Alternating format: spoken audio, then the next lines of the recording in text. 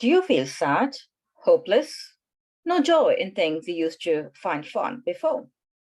Does it sound like depression, right? Hey friends, welcome to this education session. Thanks for clicking this video and making your mind health a priority today. I'm Devi Sundar, previously known as Shakila Devi Perumal. I'm the founder of Lung Rehab Voyage and Mind Vibes. I specialize in pulmonary rehab, counseling, and psychotherapy.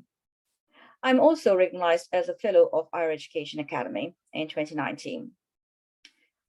I produce free educational video monthly and on topics related to mental health and lung health. My main mission of doing these actions is to benefit you. My passion towards contributing knowledge to the community of lung and mental health.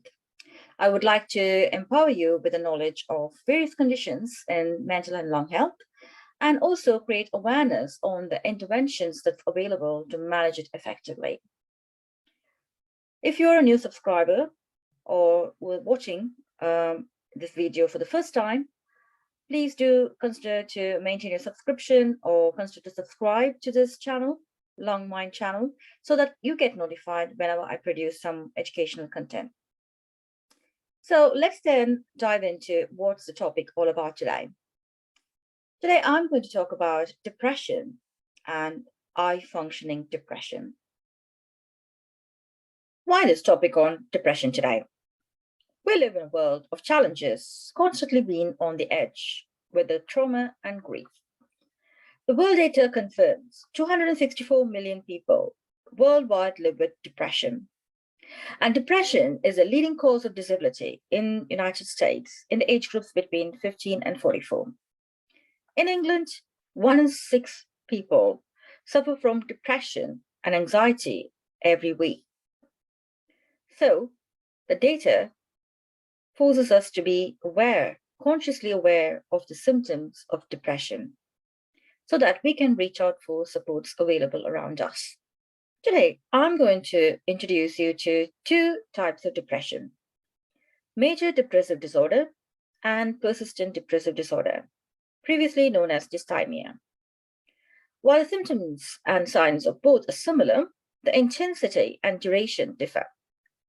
According to the Diagnostic Statistical Manual, DSM-5, the symptoms of both major depressive disorder and persistent depressive disorder include low self-esteem, loss of interest in activities that were previously pleasurable, disturbed sleep, insomnia or hypersomnia, decreased or increased appetite or weight, fatigue, loss of energy, agitation or slowing of movements, poor concentration or indecisiveness, feelings of worthlessness or excessive or inappropriate guilt, suicidal thoughts or acts.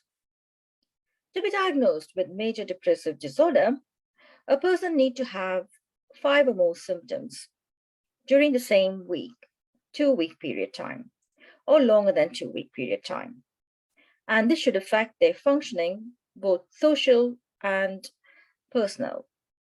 And they should have one of the main symptoms should be depressed mood, loss of interest or pleasure in things what they've previously been doing. And this also impacts their daily functioning, which is such as like they quit from work or school or stop going to classes as they did usually before, and not joining their social communities, absenteeism from every aspect of their life.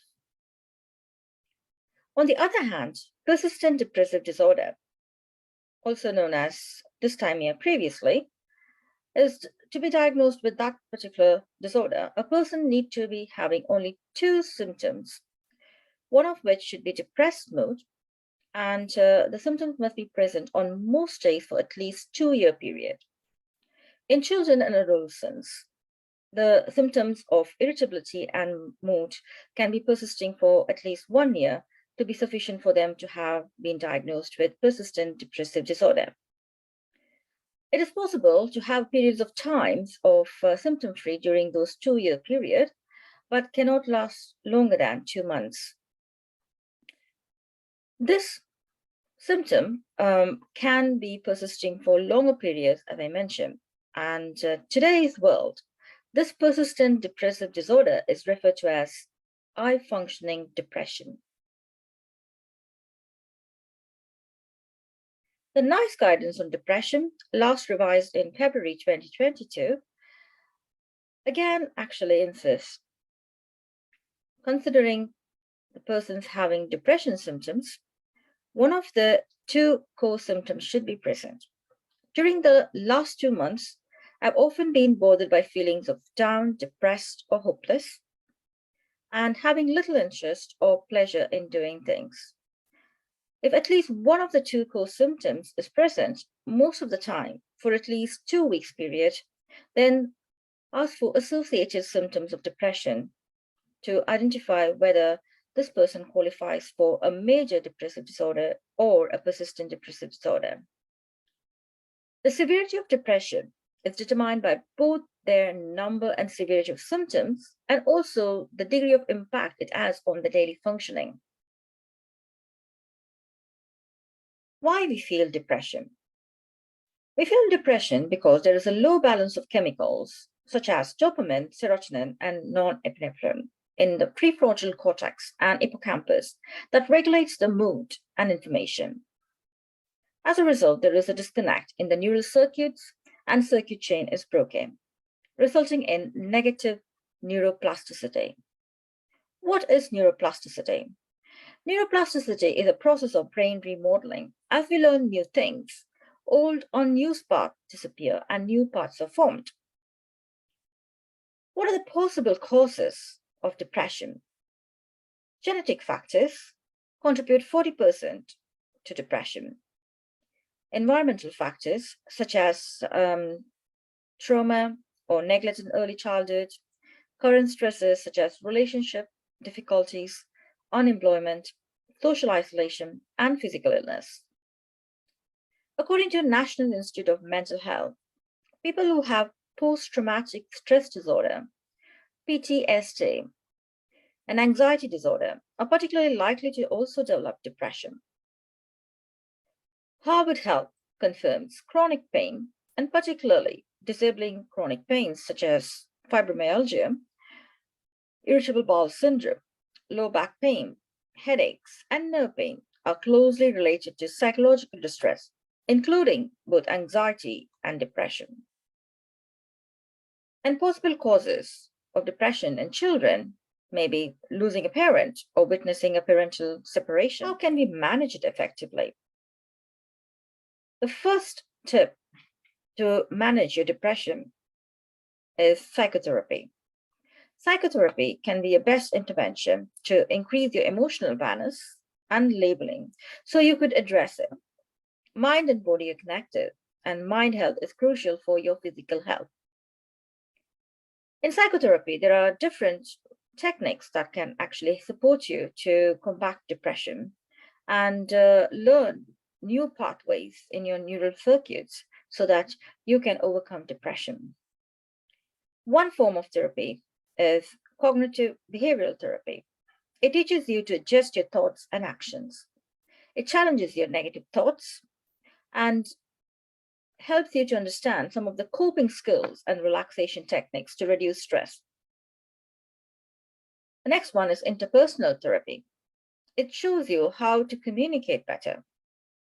It focuses on the connection between the onset of symptoms and current interpersonal problems, such as unresolved grief, relationship disputes, social isolation, or withdrawal.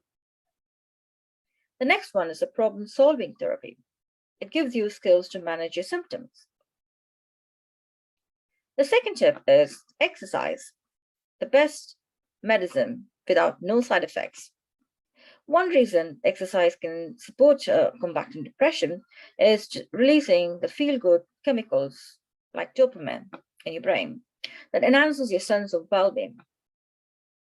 Another reason might be it distracts your worries and fears, and all your energy is invested in the positive ways of doing activities.